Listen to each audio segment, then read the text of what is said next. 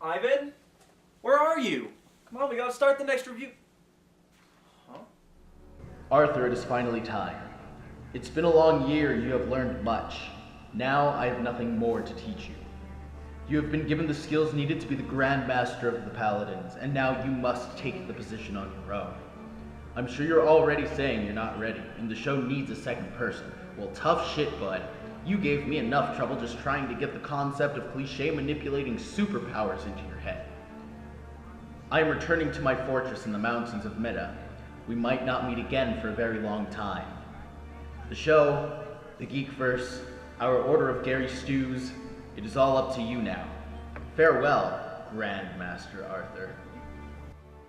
He's gone. That means the show's just me now.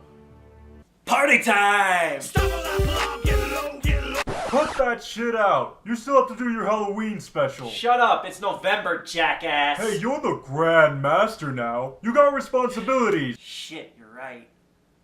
Wait, I'm Grand Master now. Ah, it's time to have some fun with these new powers. Cue the new intro! I am Arthur Knowledge. I'm Grand Master of the Paladins of Hope, a guild of the cheesiest Gary Stews imaginable. I review classic geek movies, and using the cliche-fueled powers it somehow gives me, I fight this guy. That's Archon Necros, my brother and leader of the Geek Run Empire, basically Cobra's retarded spin-off. Have you checked out of this bad self-insert fanfic yet?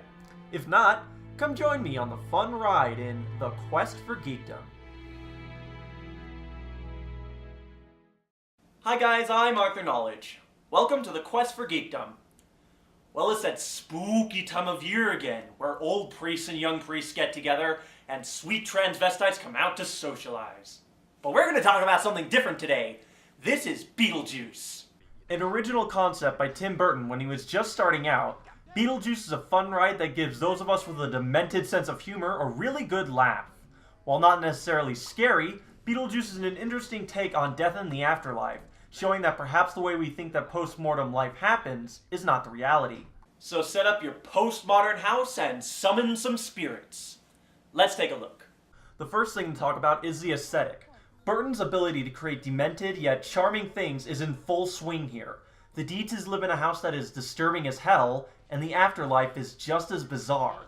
Yep, and what's more, some of these characters are just eerie. After people die, it seems whatever happened to you when you die stays with you. Be it mangled in a car crash, dying from lung cancer, or maybe you ran afoul of some natives. And that's why I practice safe sex, people. If I happen to die from some fucking related injury, I don't want to spend the rest of eternity with a baseball bat up my ass. Oh, don't act so surprised. You people are on the internet. How is this really shocking to you? Second, there's the characters. The supporting cast is excellent. Delia Dietz has to be one of my favorite takes on the pretentious New York artist I've ever seen. Ranting and raving about her expression that's really just a demented excuse to cobble what looks like trash and dog shit together.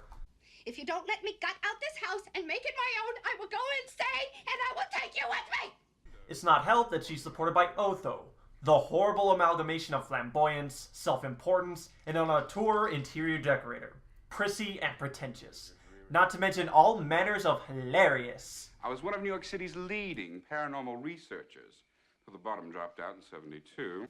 Yes, of course my show is fun and sophisticated. I just seem to attract the most illiterate of net dwellers to watch it.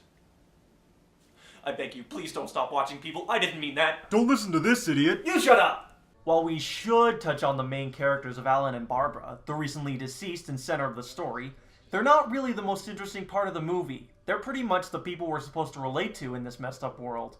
We're really here for the main man himself. Beetlejuice is amazing as a character. He's the sleazy poor man's version of a demon. Disgusting, crude, yet insanely creative and nuts. Frankly, the guy's hilarious and insanely funny to watch. What are your qualifications? Well, I attended Juilliard. I'm a graduate of the Harvard Business School. I travel quite extensively. I lived through the Black Plague, and I had a pretty good time during that. I've seen The Exorcist about 167 times, and it keeps getting funnier every single time I see it. Not to mention the fact that you're talking to a dead guy. Now, what do you think? Yeah, what you see you got here is it's a typical case of a web show. Low budget apartment that's supposed to be a castle, and oh yeah, some magic thrown in here in After Effects. What you really gotta do if you're gonna fix this thing up is you gotta have some razzle dazzle, some pizzazz, like this. Oh yeah, I can do that, bitches. Getting back to normal, perhaps my favorite part of this movie is the concepts it takes towards death. Death is not magical in this film. Once you die, you're basically exactly where you would be normally, filling out paperwork, working a difficult job, and hoping the central bureaucracy finally gets you to the afterlife you want. Hell isn't fire and brimstone, it's waiting in line at the DMV. It actually makes a lot more sense. Beetlejuice strips away all the glamour and glitz of either damnation or salvation. Death is merely an extension of life, complete with its own rules and problems. Instead of an angel guiding you to heaven, you have a caseworker making sure you don't screw up.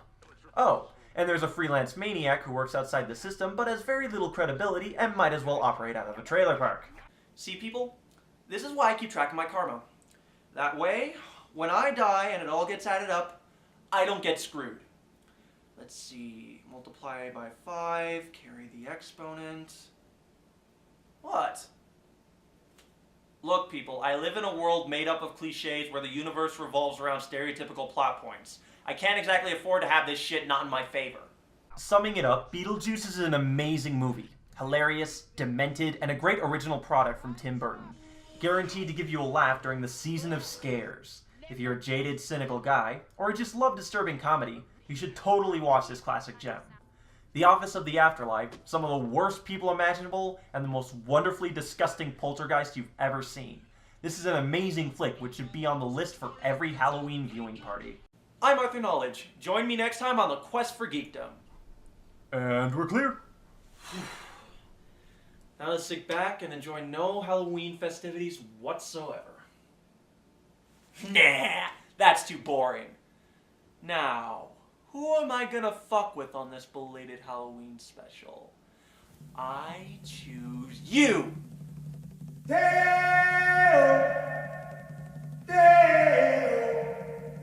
Ah, yes, Mr. Jerk. You will be my puppet this evening.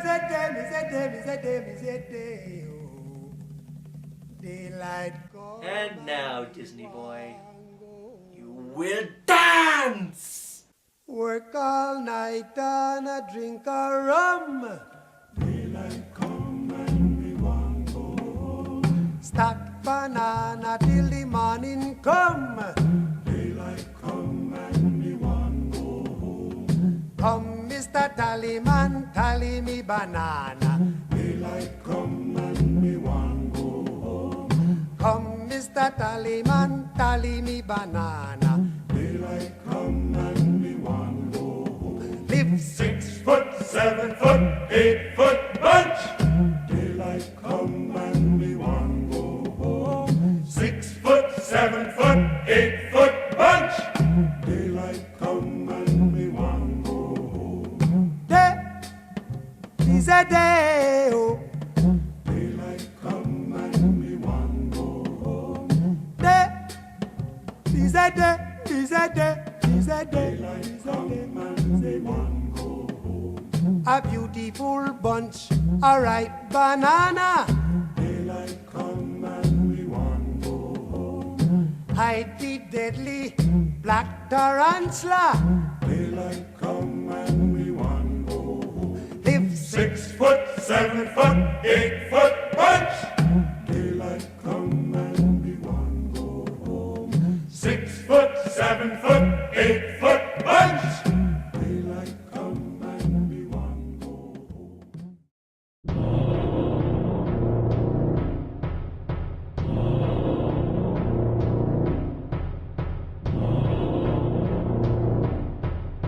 There's an evil cult trying to kill us.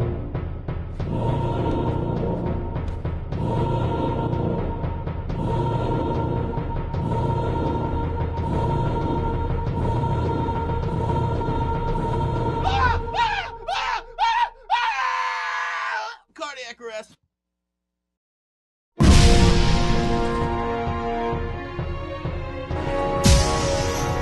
That means... Oh! He can't be dead! you ever wondered where bad movies come from?